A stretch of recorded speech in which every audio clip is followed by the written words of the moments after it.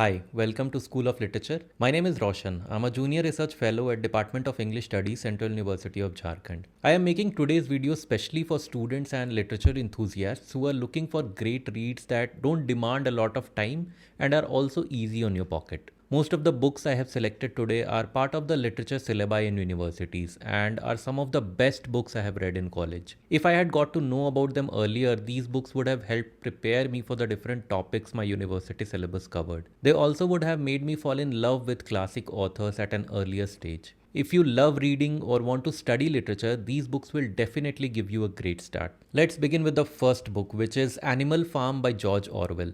This book is a must read for any aspiring literature student. Although this is a slim book with just about 120 pages, it packs a serious punch. Animal Farm can be called a fable. Fables are stories that feature animals who talk and behave like human beings. They also have moral lessons. Orwell takes a fable to a whole new level. The setting of the book is a farm where the animals of the farm take control and start running the farm instead of the humans. The book is actually a satire on the Russian Revolution. Don't worry if you are not familiar with the event, you can read up on the Russian Revolution after reading this book. You definitely don't need to know everything about the Russian Revolution to enjoy the book on your first read. You can read it as a gripping story about animals taking over a farm or as a biting satire on politics. That's the beauty of great literature. There are so many ways to interpret it. One of the best things about Animal Farm is its depiction of how propaganda works. You will see how clever words and manipulative tactics can be used to control people and shape their opinions. You might think that since it is a classic literature, it's going to be difficult to read, but Orwell's language is simple and straightforward. It's a quick read, and I promise you will get hooked. It's not a challenging read, but the more you read into it, the more layers you will find. My second pick for this video is a book that has been causing a stir for nearly 2 centuries now. It is Emily Bronte's Wuthering Heights. On the surface, it seems like a usual love story, but trust me, this book is much more than that. Emily Bronte originally published this book under the pen name Alice Bell because back in the 1800s when this book was published, people did not think women could write anything worth reading.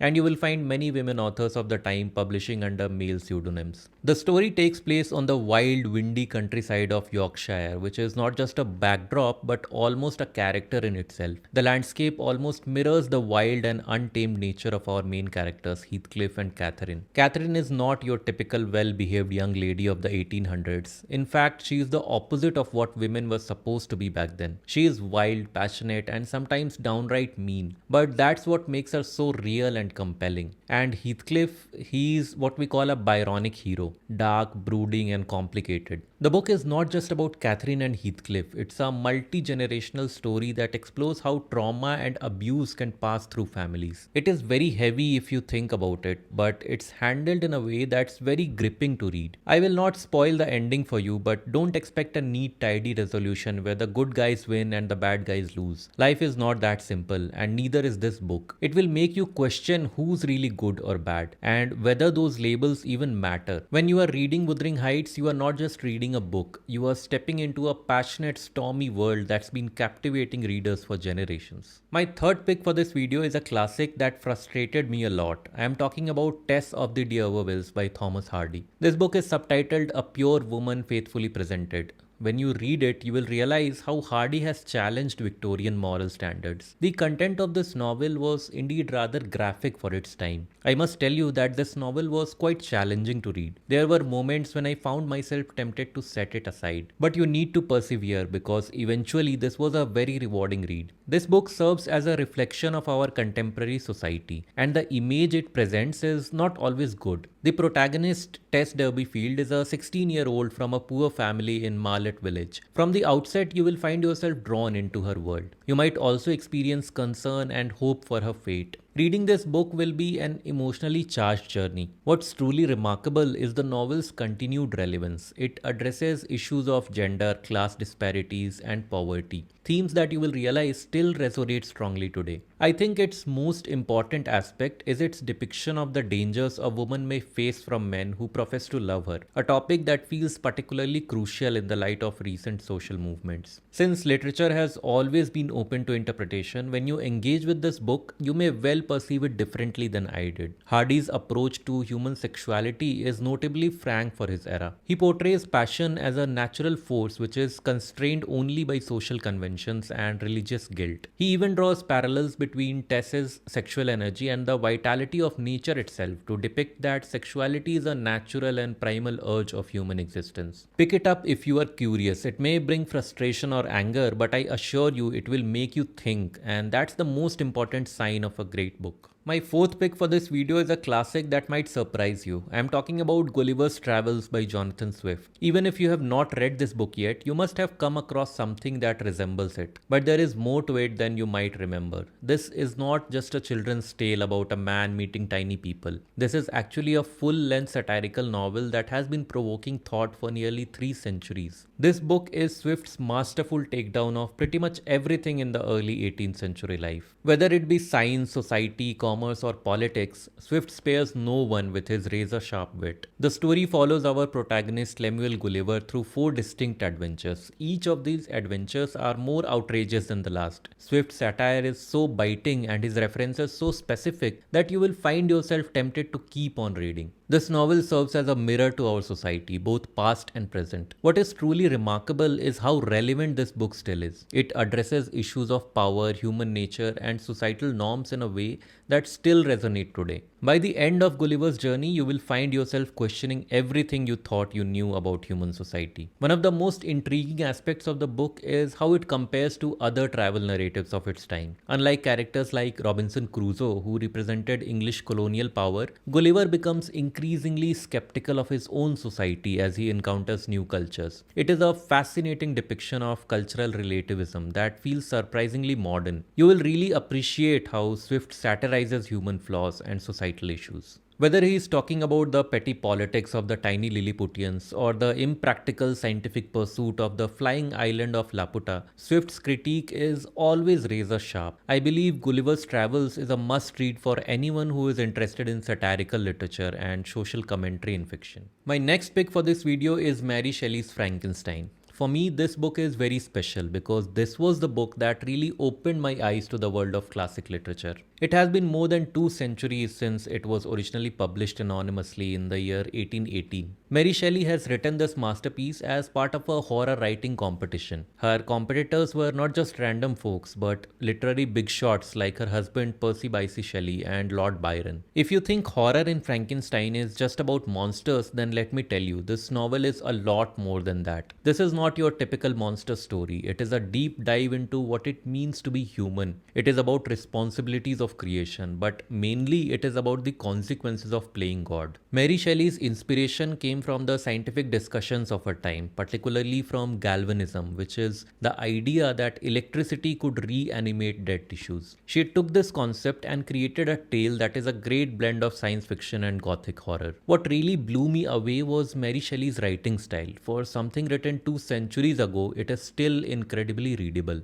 Reading Frankenstein was like the author reached through time and took me into her world of a mad scientist and his misunderstood creature. Some critics like Alan Moore say that Frankenstein is actually about the horrors of childbirth. Mary Shelley struggled with her own pregnancy and even lost her mother in childbirth. This might have made her explore the concept of childbirth through her writing. In its form, the novel is like a Russian nesting doll of stories. On the outside, you have letters from an Arctic explorer. Inside that, you find Victor Frankenstein's tale. And at the very core, there's the creature's own heartbreaking story. This book can be read as an allegory, a fable, an epistolary novel, and an autobiography all rolled into one. It changed the way I looked at classic literature, and it might do the same for you. Great books are not just about entertainment, they are about making you think, feel, and see the world in new ways. And Frankenstein does all of that. It is a timeless exploration of what it means to be human, and trust me, it is a book that you won't forget after reading. My next pick is a book that shook the literary world. I am talking about The Outsider by Albert Camus. It was published in 1942 in French, and this novella quickly became famous even though its first print run was tiny due to wartime paper shortages. The story follows follows the protagonist Mersault, who seems totally disconnected from everything around him. He does not cry at his mother's funeral, acts in ways that make no sense to others, and ends up involved in a senseless murder on an Algerian beach. Through this book, Camus dives into the philosophical ideas about life's lack of meaning. This book might sound pretty bleak, but Camus is not trying to make us a pessimist. In this novella, he explores the concept of absurdism, which is the idea that life has no inherent meaning. But we can find freedom in accepting that fact. Mersault's detachment from everything, even at his own trial for murder, might seem bizarre, but that's kind of the point. Camus is suggesting that in the face of life's absurdity and the certainty of death,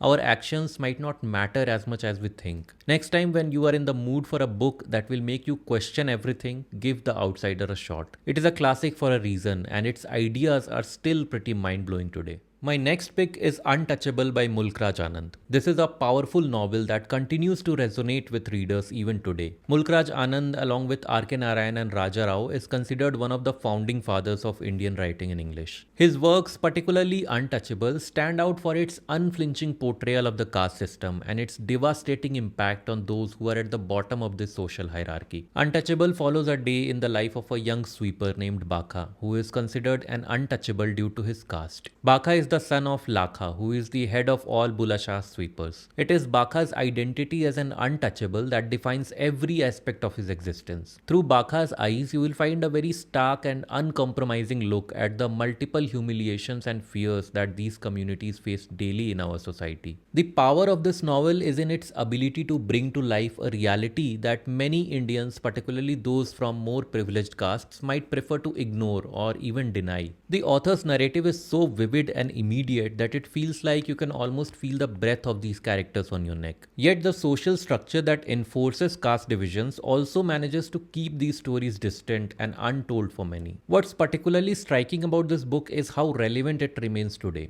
decades after its publication. While some readers might initially assume that the oppression described in this book is a thing of the past, the sad truth is that caste-based discrimination and practices like manual scavenging continue to be a part of modern Indian society. This ongoing relevance of this novel speaks to both the deep-rooted nature of caste prejudice and the importance of works like Untouchable in bringing these issues to light. By reading the experiences of Baka and his community in such intimate detail, as a reader you will be forced to confront the human cost of the caste system. The author does not shy away from depicting the harsh realities of Baka's life. He included the physical filth and degradation associated with his work as a sweeper. At the same time, what you can also find in this novel is Baka's dignity and humanity, which will help you to connect with him as a fully realized individual rather than a mere symbol of oppression. My next recommendation is To the Lighthouse by Virginia Woolf. For me, this novel has been both challenging and rewarding. It was published in 1927 and it continues to be one of the masterpieces of modernist literature. At its core, To the Lighthouse is a novel about life and death. The way Woolf presents these themes in the novel is remarkable. From the beginning, you will be thrown into an emotional sea, and Woolf will not give you any lifeline for about 45 pages. What makes this novel scary for some readers is Woolf's use of the technique called stream of consciousness. Stream of consciousness is a style of writing which makes you think that you are in someone's mind and can watch their thoughts ebb and flow. This technique gives an intimate understanding of the characters. To the Lighthouse has very conventional middle-class characters. They are very ordinary. You might even find bits of yourself in these characters. The novel revolves around the Ramsay family and their acquaintances who are staying at a house near the coast. There is a promised trip to the lighthouse that is the backdrop of the novel, and it is this promise that will make you see the characters' inner lives, their relationships, and the passage of time. It is not so much about what happens externally, but about the internal journey of each character. Virginia Woolf's prose is often described as being dense, and it can be challenging at first, but it is this density that allows her to capture the complexity of human emotions with incredible precision. She articulates feelings we have all experienced, but perhaps struggle to put into words. Be it the sudden, irrational irritation at a stranger, the resentment we sometimes feel towards those we love, If you already know about this novel but are intimidated by it because you think it is only for a select few, you need to pick it up. Of course, it is a complex and layered work, but at its heart, it is about the human experience. If you have ever felt loss, if you have ever longed for something, if you have ever loved, then this book has something for you. To the Lighthouse is a book that moves you, not with plot twists or action sequences, but with its insight into the human psyche. My next pick is The Great Gatsby by F. Scott Fitzgerald. This novel is set in the glittering world of the 1920s New York, and it follows the mysterious millionaire Jay Gatsby and his obsessive quest to win back his lost love, Daisy Buchanan. The story is narrated by Nick Carraway, who is Gatsby's neighbor and Daisy's cousin. One of the most striking aspects of The Great Gatsby is its prose. Fitzgerald's writing is beautiful. He mirrored the appeal and confusion of the era. The language is lively and poetic, and it drew me into the glamorous parties and secret longings of its characters. The plot might seem absurd at times, but this absurdity seemed intentional as it showed the excess and unreality of the roaring 20s. The characters in this novel often seem flat or two-dimensional. Everyone in the story is trying to simplify themselves, to give themselves up to a fantasy that will define and explain them. They are all actors in their own lives and are playing roles they have created for themselves. Interestingly, many of the events in The Great Gatsby are drawn from Fitzgerald's own youth.